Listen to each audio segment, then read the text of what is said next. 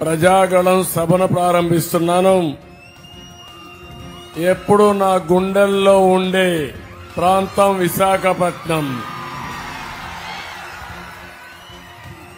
నేను మెచ్చిన ప్రాంతం, నన్ను అభిమానించిన ప్రాంతం, ఒక మంచి ప్రజానీకం ఉండే ప్రాంతం విశాఖపట్నం. అయితే రాష్ట్రంలో 2019లో అందరూ కూడా ఏదైతే సైకో జగన్ ఊరూరు తిరిగాడు, తల మీద చెయ్యి పెట్టాడు, బుగ్గలు నిమిరాడు, ముద్దులు పెట్టాడు, అందరూ మురిసిపోయారు, ఓట్ల వర్షం కురిపించేశారు. కానీ విశాఖపట్నం విద్యతో ఆలోచించారు. 4 సీట్లు కూడా తెలుగుదేశం పార్టీనే గెలిపించారు.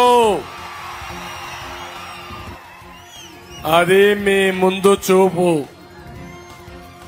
నేను ఆ రోజే ఒక మాట చెప్పాను, చాలా స్పష్టంగా నేను చెప్పింది మీరు ఒక్కసారి చూస్తే, జగన్ వస్తే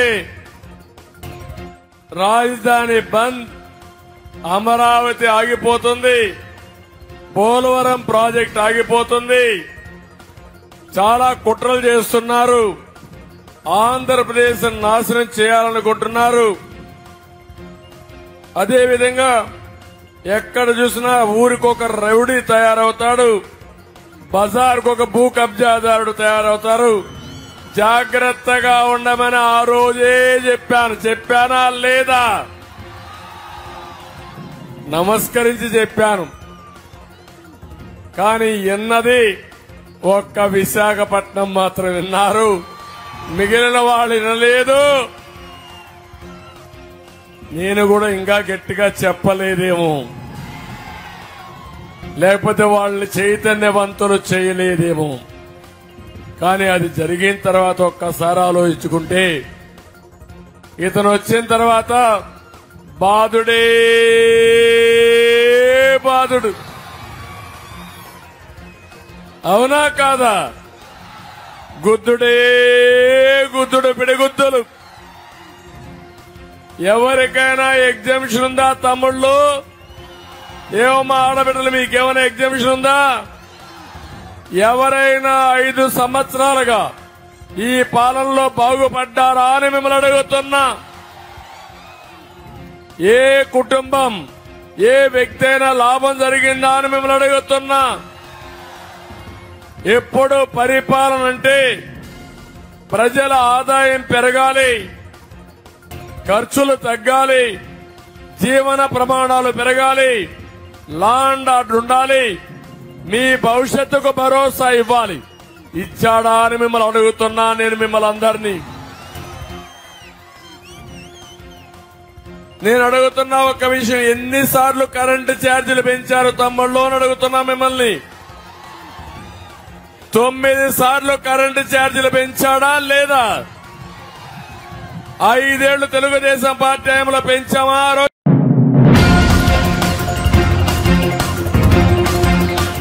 కాంగ్రెస్ అగ్రనేత రాహుల్ గాంధీ గురువారం మెదక్ జిల్లా నర్సాపూర్, హైదరాబాద్ నగరంలోని సరూర్ నగర్ లో నిర్వహించిన జనజాతర సభలో పాల్గొని ప్రసంగించారు. ఈ కార్యక్రమంలో రాహుల్ తో పాటు తెలంగాణ సీఎం రేవంత్ రెడ్డి, మంత్రులు, కాంగ్రెస్ నేతలు పాల్గొన్నారు. సరూర్ నగర్ జనజాతర సభ అనంతరం హైదరాబాద్ సిటీ బస్సులో రాహుల్ గాంధీ, సీఎం రేవంత్ రెడ్డి సందడి చేశారు. దిల్సుఖ్ నగర్ వద్ద ఆర్టీసీ బస్సు ఎక్కారు. ఈ సందర్భంగా ఆర్టీసీ బస్సులోని ప్రయాణికులకు కాంగ్రెస్ పాంచ్నాయ్ కరపత్రాలు అందజేశారు. రాజ్యాంగం పరిరక్షణకు, రిజర్వేషన్ల కోసం కాంగ్రెస్ పార్టీ అభ్యర్థులను గెలిపించాలని కోరారు.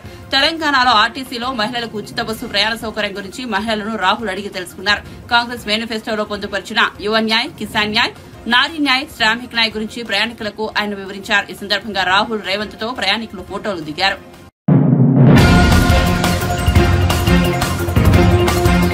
విజయవాడ పశ్చిమ నియోజకవర్గంలో నిర్వహించిన వారాహి విజయబేరి సభకు జనసేన పార్టీ అధినేత పవన్ కళ్యాణ్ హాజరయ్యారు. ఈ సందర్భంగా ఆయన ప్రసంగం ప్రారంభంలో టీడీపీ నేత వంగవీటి రాధా గురించి ప్రత్యేకంగా ప్రస్తావించారు. రాజకీయాలపై అలిగిన వ్యక్తిని మొదటిసారిగా నేను ఈయంతోనే చూస్తున్నా. అనేక పర్యాయాలు గడ్డం పట్టుకుని బతిమాలాను. రానన్నా రామ్మ అని బతిమలాడితే అసలు మాటే వినడే. నా పార్టీలోకి రాకపోయినా కనీసం నువ్వు రాజకీయాల్లోకి క్రియాశీలకంగా ఉండు. విజయవాడ ప్రజలకు నువ్వు అవసరం. నాన్నగారి వారసత్వాన్ని ముందుకు తీసుకెళ్లాలి అని చెప్పాను. ఏదైతేనే ఈ రోజున జూలు దులుపుకుని బయటకు వచ్చాడు. ఇవాళ కూడా వారాహి వాహనం కింద దక్కున్నాడు. వీల్లేదు, నువ్వు బయటికి రావాల్సిందే. విజయవాడ ప్రజలకు నువ్వు కనిపించాల్సిందే అని వేదికపైకి లాక్కొచ్చాను. రాధకు సోదరుడు వంగవీటి రంగా నా హృదయపూర్వక నమస్కారాలు. వ్యక్తులు నాకు చాలా అవసరం. మనకు బలమైన నాయకుల సమూహాలు కావాలని పేర్కొన్నారు. జాగ్రత్తగా చూసుకొని క్షేమంగా వచ్చారు. క్షేమంగా ఇంటికి వెళ్ళాలని కోరుకునే వాళ్ళం మేమందరం. విజయవాడ అనగానే చాలాసార్లు చెప్పాను. వంగవీటి రంగా గారి ఆయన పేరు ప్రస్తావించకుండా అన్ని సామాజిక వర్గాల అభిమాన నాయకులు, వారి అబ్బాయి నా సోదరుడు Vangaveeti Radha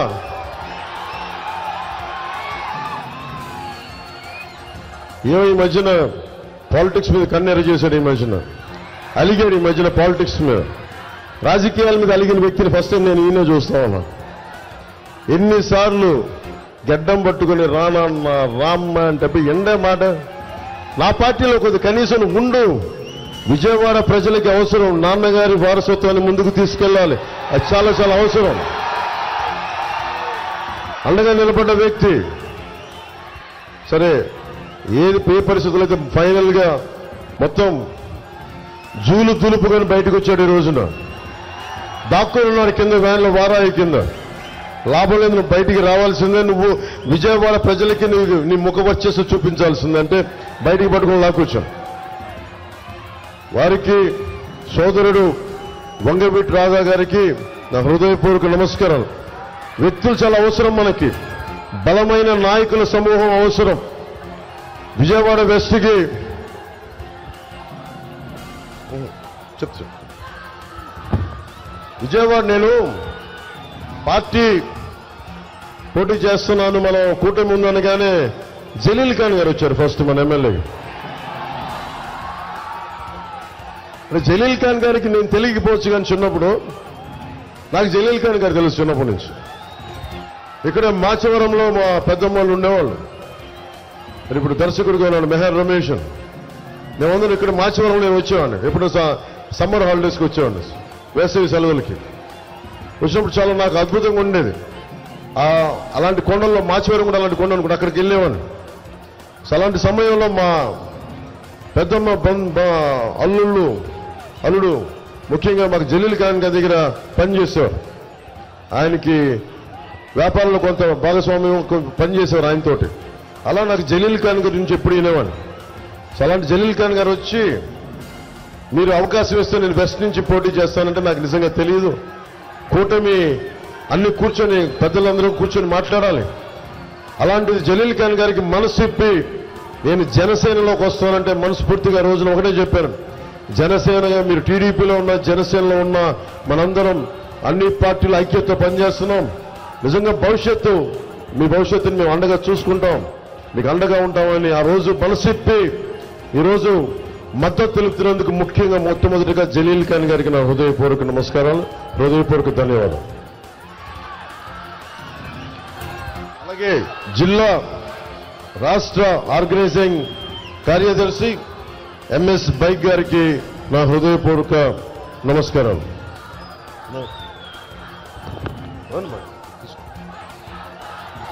so MS bike గారికి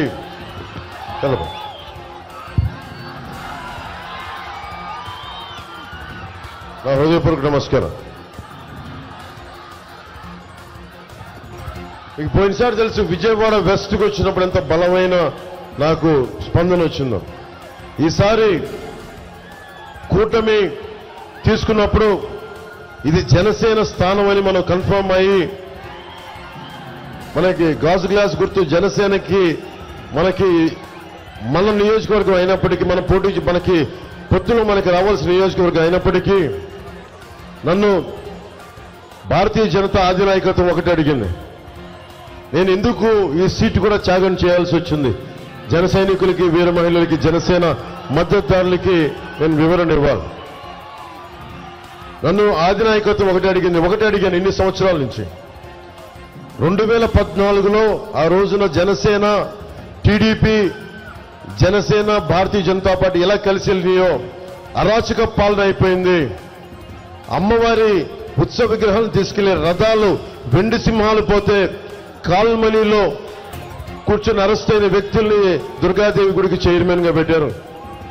ఏదైనా మాట్లాడితే బెదిరిస్తారు. ఉన్న ఎమ్మెల్యే బెదిరిస్తాడు. ఈ కంటికి దెబ్బ తగిలితే ఈ కంటికి ప్లాస్టర్ వేసుకునే వ్యక్తులు మనకి వాళ్ళ నాటకాలకి ఒకటో రెండో, వాళ్ళ నాయకుడి దెబ్బ తగిలితే ఆ రాయి అంటే విచిత్రంగా ఇటు పడితే ఈయనకెళ్ళి అది ఇటు తిరిగి అటు తిరిగి 360 డిగ్రీ తిరిగి ఇటు తగిలిందంట. దానికి పాపం చాలా బాధపడుతున్నారు. ఇలా కన్ను కొడితే ఇలా చాలా పెడితే నేను సినిమాలో కూడా అంత నటన నా వల్ల కాదు. నేను అంత పెర్ఫార్మెన్స్ నేను ఇవ్వలేదు. కానీ ఆస్కర్ లెవెల్ పెర్ఫార్మెన్స్ మీరు నిజంగా అభివృద్ధి చేసి ఇందాక మనం కూర్చోబెట్టి మనం రోడ్ షో చేస్తా ఉంటే ఒకటే అనిపించింది, ఎంత దుర్గంధం ఉంది మన డ్రైనేజ్ వ్యవస్థలో, అంత దుర్గంధం ఉంది. రోజు నేను ఒక్కసారి రావడానికి అంత దుర్గంధాన్ని అనుభవిస్తూ ఉంటే రోడ్డు సైడ్ షాపులుండి తినుబండారాల కేంద్రాలుండి ఎలా దుర్గంధంలో మన విజయవాడ ముఖ్యంగా మనకి నియోజకవర్గాలు ఇబ్బందిగా ఉంటాయని నాకు బాధిస్తుంది. నేను మీకు మాటిస్తున్నాను.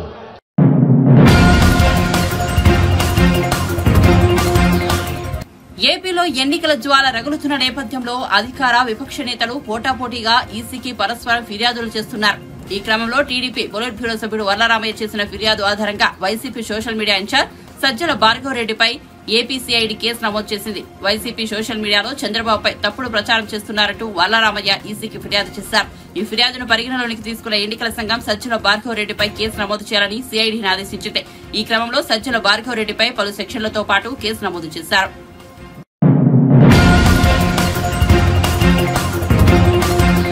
ఈటెల రాజేందర్, సునీతా మహేందర్ రెడ్డి ఇద్దరు మల్కాజ్గిరికి పొలిటికల్ టూరిస్టులేనని, మే 13 తర్వాత వాళ్లు కనిపించరని బీఆర్ఎస్ వర్కింగ్ ప్రెసిడెంట్ కేటీఆర్ అన్నారు. మల్కాజ్గిరి లోక్సభ నియోజకవర్గంలో ఏర్పాటు చేసిన యూత్ మీటింగ్ సమావేశంలో కేటీఆర్ మాట్లాడుతూ రాగిడి లక్ష్మారెడ్డిని గెలిపించాలని పిలుపునిచ్చారు. కాంగ్రెస్ అభ్యర్థిది తాండూరు అని, ఆమె వాస్తవానికి చేవెళ్ల సీటు అడిగితే రేవంత్ రెడ్డి బలవంతంగా మల్కాజ్గిరిని కట్టబెట్టారని విమర్శించారు. ఆమె కూడా బలవంతంగానే ప్రచారం చేస్తోందని, ఓడిపోతే సునీత తిరిగి తాండూరు వెళ్లాల్సిందే అన్నారు. బీజేపీ అభ్యర్థి ఈటెలది కూడా మల్కాజ్గిరి కాదని, ఆయన హుజూరాబాద్ వెళ్లాల్సిందే అన్నారు. బీఆర్ఎస్ అభ్యర్థి రాగిడి లక్ష్మారెడ్డి మాత్రం లోకల్ అన్నారు. ఆయన ఉప్పల్లోనే ఉంటారని, మీ మధ్యలోనే ఉండే వ్యక్తి అని అన్నారు. 5 నెలల క్రితం రేవంత్ రెడ్డి ఎన్నో మాటలు చెప్పారని, కానీ ఒక్క హామీని నెరవేర్చలేదన్నారు. అధికారంలోకి వచ్చి 5 నెలలు అవుతున్నా చిల్లర మాటలు, ఉద్దరి మాటలు మాట్లాడుతున్నారని మండిపడ్డారు. శాసించే పరిస్థితి వస్తుంది. 6 నెలలనే తిరిగి రాష్ట్ర రాజకీయాన్ని కేసీఆర్ గారు శాసించే పరిస్థితి వస్తుంది. ఓటేసేటప్పుడేమో వేరే వాళ్ళకేసి ఆ తర్వాత బాధపడితే లాభం లేదు. ఇవాళ ఇక్కడ ఉన్న అభ్యర్థులను కూడా మీరు ఆలోచన చేయాలి. మల్కాజ్గిరిలో ఇవాళ కాంగ్రెస్ అభ్యర్థి, ఆమె పాప మీ ఊరు కాదు తాండూరు, ఆమె ఈ సీటు కూడా అడగలేదు. ఆమె అడిగింది చేవెళ్ళ, బలవంతంగా తెచ్చుకొని రుద్దిండ్రు. ఆమెకి ఇక్కడ ఎవరు తెలియదు. నా జాన్ నా పహచాన్ ఆగే హమారే బన్నే మెహమాన్. పాపం ఆమెకి ఎవరు తెలియదు. ఇక్కడ ఏదో బలవంతంగా తీసుకొచ్చి రేవంత్ రెడ్డి ఇక్కడ ఇచ్చి పెడితే అట్లా తిరుగుతా ఉంది తప్ప ఎవడు కూడా తెలియదు. రేపు మీరు ఓడగొట్టాక మళ్ళీ పోవాలి, తాండూరుకే పోవాలి. ఇక బీజేపీ, నేను ఇంకొక మాట అడుగుతా మా తమ్ముళ్ళందరినీ, మా చెల్లెలను కూడా.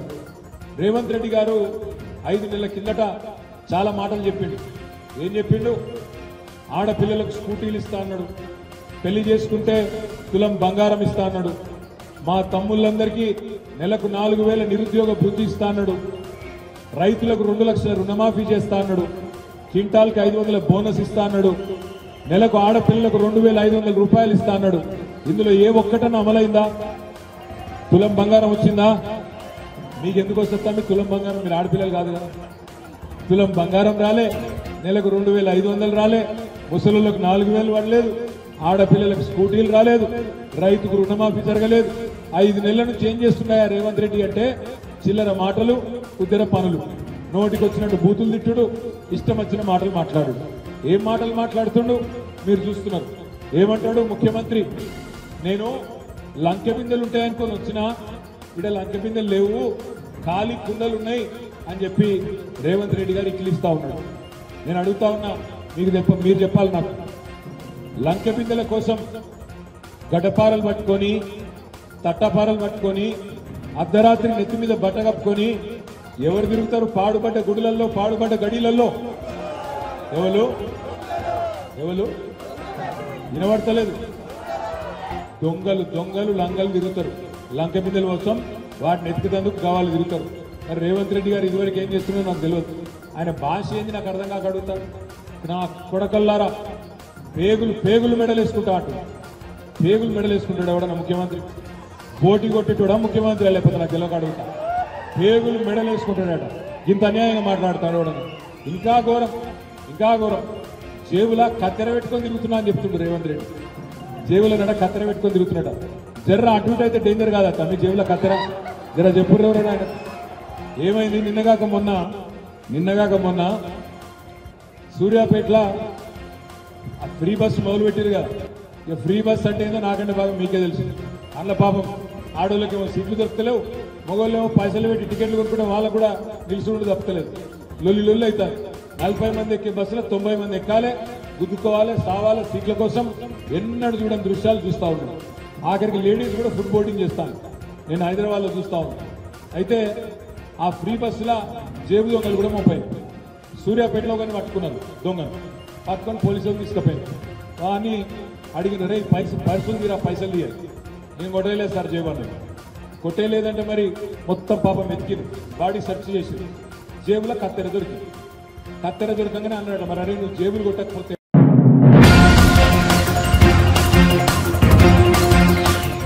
పుట్టింటికి వచ్చిన షర్మిల, సునీత చీరసారే కాకుండా న్యాయం అడుగుతున్నారని వైఎస్ వివేక సతీమణి సౌభాగ్యమ్మ అన్నారు. షర్మిలను ఓట్లేసి గెలిపించాలని విజ్ఞప్తి చేశారు. పులివెందులలో నిర్వహించిన ఎన్నికల ప్రచారంలో షర్మిల, సునీతలతో కలిసి ఆమె పాల్గొన్నారు. అమ్మా, మన పులివెందుల ఆడబిడ్డలు ఇద్దరు మీ ముందు ఉంటున్నారు. అమ్మా, అన్న, ఈ బిడ్డల్ని ఇద్దరిని మీరు ఆశీర్వదించాలని నేను మిమ్మల్ని అందరినీ కోరుకుంటున్నాను. బిడ్డలు 5 ఏళ్లుగా పడుతున్న కష్టము ప్రతి ఒక్కరికి తెలుసు. మళ్ళీ చెప్పాల్సిన అవసరం లేదు. మన తెలుగు సాంప్రదాయము, ఆడబిడ్డలు పుట్టింటికి వస్తే ఏం చేస్తామమ్మా? చీర సారే పెట్టి పంపిస్తాము. అవునా? పంపిస్తాము కదా చీర సారా పెట్టి. మీ ఆడబిడ్డలు పుట్టింటికి వచ్చి చీర సారా అడగడం లేదమ్మా. ఏమడుగుతున్నారు? న్యాయం అడుగుతున్నారమ్మా. న్యాయం చేసేదానికి మీ అందరికీ ఇప్పుడు టైం వచ్చిందమ్మా. అమ్మా, మనం అందరము ఒక్కొక్కరము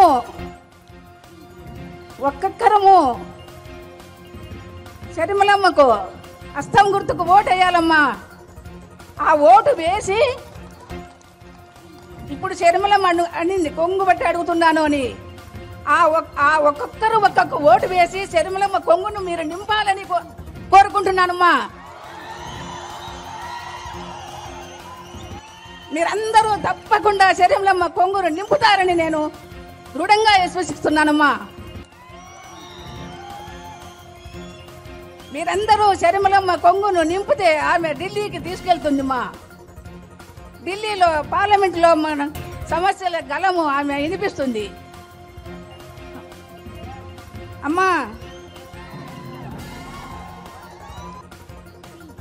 మన సమస్యలన్నీ షర్మిలమ్మ ఎక్కడున్నా కూడా నిరంతరము దానిని మనసులో పెట్టుకొని తను సమస్యను తీర్చేదానికే మన ముందుకు వచ్చింది.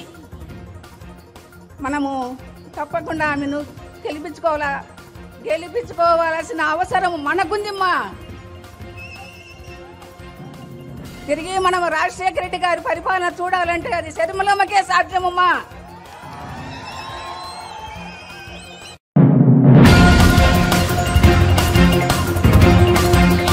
శ్రీ సత్యసాయి జిల్లా మడకశిర కూటమి ఎమ్మెల్యే అభ్యర్థి ఎంఎస్ రాజును గెలిపించాలని సినీ హీరో నారా రోహిత్ ప్రజలకు విజ్ఞప్తి చేశారు.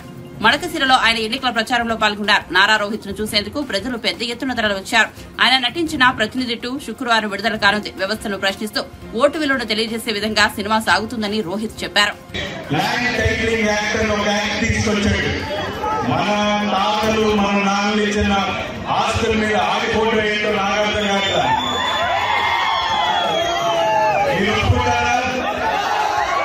జోహార్ ఎన్టీఆర్.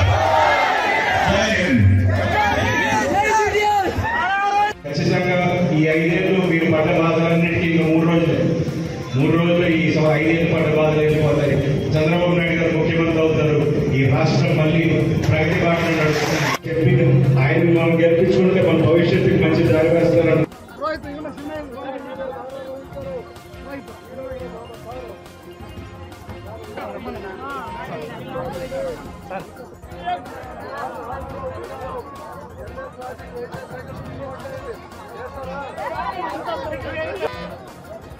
మడకశిర నియోజకవర్గంలో ప్రచారం చేయడానికి వచ్చాను. ఎంఎస్ రాజు గారు క్యాండిడేట్. ఆయన ఈ 5 years చాలా ఫైట్ చేశారు ఈ గవర్నమెంట్కి అగేన్స్ట్గా. సో ఆయన ఇవాళ మడకశిర నుంచి పోటీ చేస్తున్నారు. ఆయన ఎప్పుడు ప్రజల కోసమే పోరాడుతుంటారు. సో ఖచ్చితంగా ఈ మడకశిర ప్రజలు ఎంఎస్ రాజుని గెలిపించుకుంటే ఖచ్చితంగా రేపు ఈ నియోజకవర్గం అభివృద్ధికి తను చాలా తోడ్పడతారు. అండ్ ముఖ్యంగా ఈ రాష్ట్రంలో అభివృద్ధి అనేది కనపడకుండా పోయింది. సో లాస్ట్ 5 ఏళ్ళుగా ఒక కొత్త సంస్థ కానీ కొత్త పెట్టుబడులు కానీ ఉద్యోగాలు కానీ ఏవి రాలేదు. సో ఖచ్చితంగా యువత అందరూ ఆలోచించుకోవాలి, రైతులు ఆలోచించుకోవాలి, అన్ని రకాల వాళ్ళు ఆలోచించుకోవాలి, వాళ్ళ భవిష్యత్తు గురించి ఆలోచించాలి, రేపటి తరం భవిష్యత్తు గురించి ఆలోచించాలి. ఎందుకంటే ఈ రాష్ట్రం బాగుండాలి. ఈ రాష్ట్రం బాగుండాలంటే అభివృద్ధి జరగాలి. ఈ అభివృద్ధి చంద్రబాబు నాయుడు గారు మాత్రమే చేయగలరు. కొత్త కంపెనీలు తీసుకురాగలుగుతారని నమ్మకం. సో తప్పకుండా అందరూ మే 13 ముందు మీ ఓటుకు వినియోగించుకోండి. ఎందుకంటే అది మీ రైట్. అది ఎందుకంటే మీరు సరైన నాయకుడిని ఎన్నుకోవాల్సిన అవసరం ఉంది. సో మే 13 తప్పకుండా అందరూ మీ ఓటుకు వినియోగించుకోండి. అండ్ తెలుగుదేశం పార్టీని గెలిపిస్తారని ఆశిస్తున్నాను. ప్రతినిధి 2 సినిమా కూడా రిలీజ్ అవుతుందండి. సో ఆ సినిమాలో సిస్టమ్ మీద క్వశ్చన్ చేసే అంశాలు చాలా ఉంటాయి. అండ్ ముఖ్యంగా దాంట్లో మేము చెప్పిన ఒక అంశం ఏంటంటే ఓటు, అది మనకు ఎంత విలువైందనేది అంశం గురించి మేము మాట్లాడడం జరిగింది సినిమాలో. సో అన్ని కమర్షియల్ హంగులతో ఒక సిస్టమ్ని ప్రశ్నిస్తూ నడిచే ఒక సినిమా. సో మీరు అందరూ తప్పకుండా ఎంజాయ్ చేస్తారని మనస్ఫూర్తిగా కోరుకుంటున్నాను.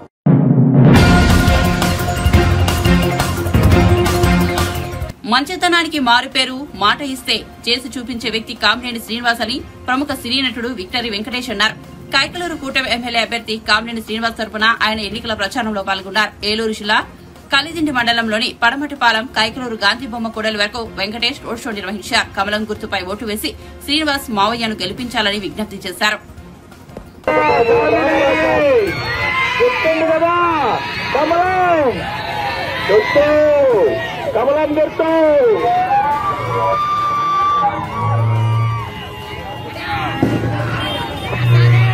దయచేసి